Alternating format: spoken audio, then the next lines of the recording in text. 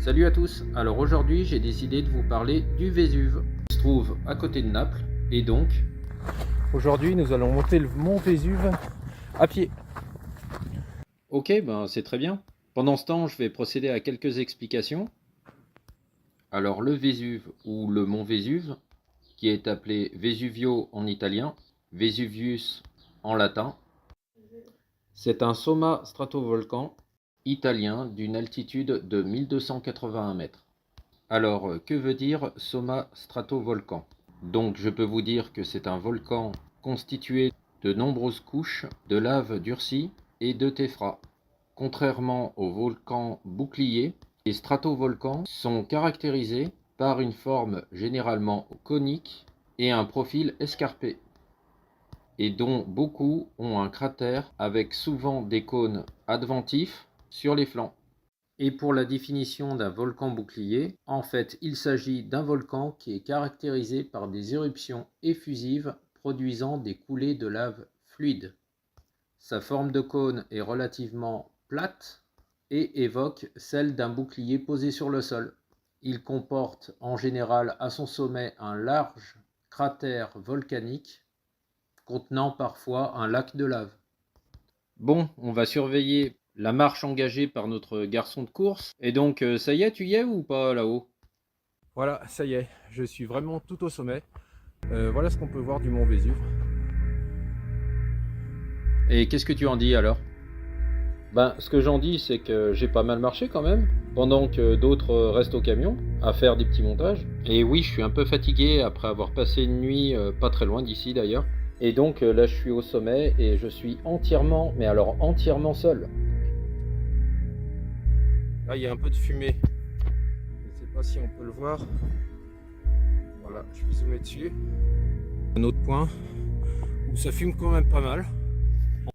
Excuse-moi d'intervenir, mais là j'étais dans le camion et ça m'a fait un peu peur pour toi, ça peut pas péter tout ça? En fait, si le Vésuve rentrait en éruption, on aurait environ des dégâts sur 200 km aux alentours du Vésuve.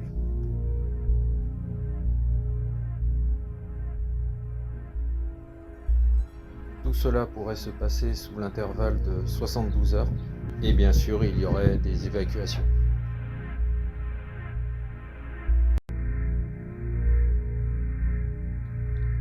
Il s'agit du seul volcan d'Europe continentale à être entré en éruption durant les 100 dernières années.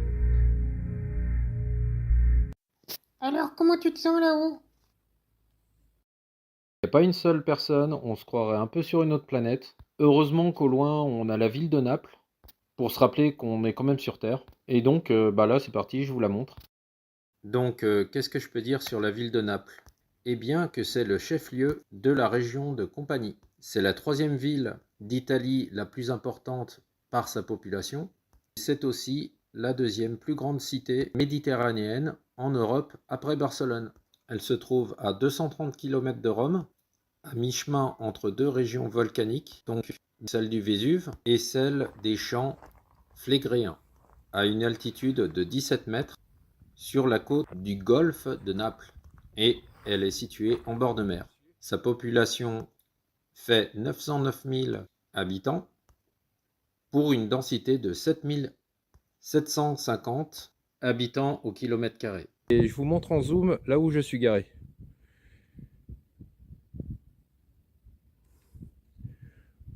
Voilà, on voit peut-être pas forcément très bien, mais c'est le petit point qui est sur la route.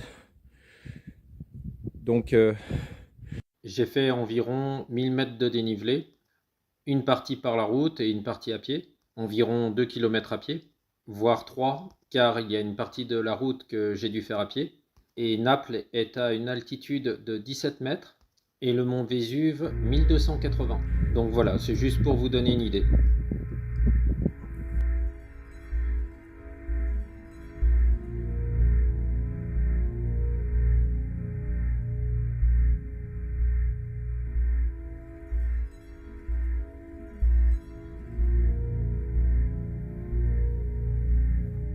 Ok, c'est joli tout ça, mais comment tu t'y es pris? Alors, pour aller au Vésuve, il faut s'y prendre bien en avance, puis ça dépend un peu aussi à quel moment vous vous y rendez. Le site est accessible avec des guides et il y a aussi un système de navette pour vous y rendre. Attention tout de même, car un couple a été retrouvé mort asphyxié en 2017 et en 2022, une personne a voulu faire un selfie et est tombée à l'intérieur du cratère. Donc voilà, je préfère prévenir que guérir. Comme quoi, il faut faire quand même attention, on est quand même sur un volcan et il ne faut pas aller n'importe où.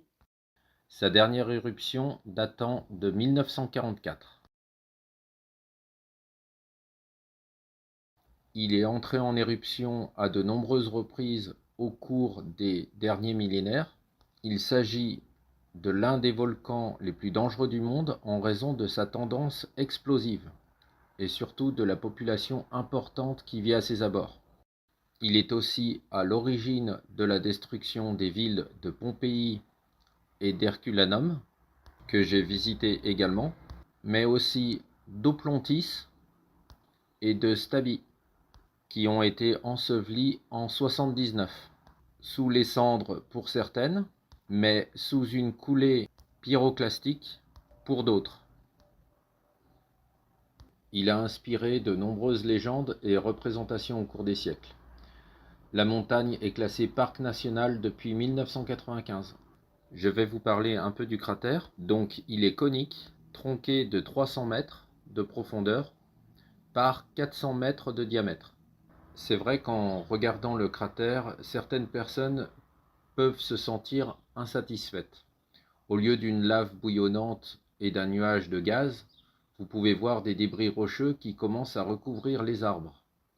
Une petite compensation, peut-être par le biais de la fumée qui s'évade du sol, et avec une faible odeur de soufre. Et c'est cela qui vous rappelle que vous vous trouvez sur un volcan actif, qui peut à tout moment se réveiller. Mais rassurez-vous, il y a des caméras qui sont pointées sur le cratère et un certain nombre d'instruments utilisés pour mesurer son activité. Le Vésuve est certainement l'une des attractions à ne pas manquer lors d'un voyage, mais aussi de visiter les villes telles que Naples, Pompéi, Herculanum et Sorrente. Il faut prévoir au moins 1 heure pour atteindre le volcan depuis Naples, et ensuite pour faire ce que j'ai fait un matin du mois de mai 2023, il faut environ 2 heures, aller-retour. Bien sûr, le timing dépend de votre rythme et de votre attention aux détails et du temps que vous voulez rester au sommet.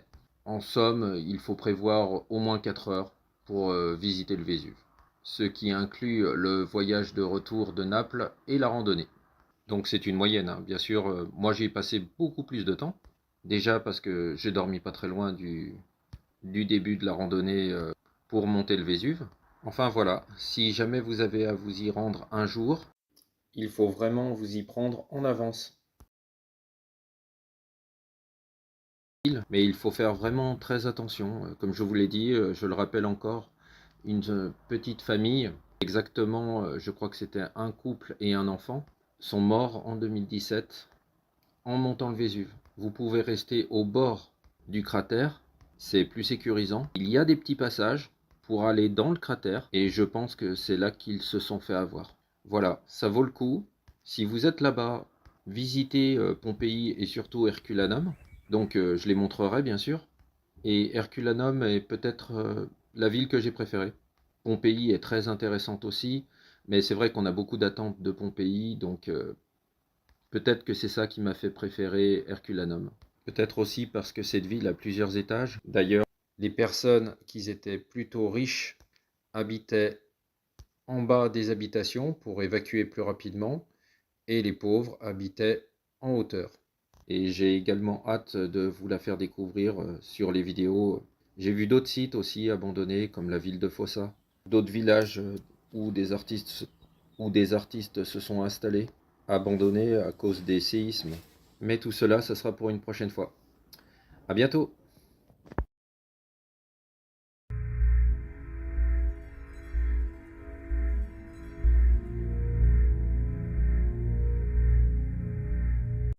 Et si tu as aimé ce que tu as vu, ben n'hésite pas à t'abonner.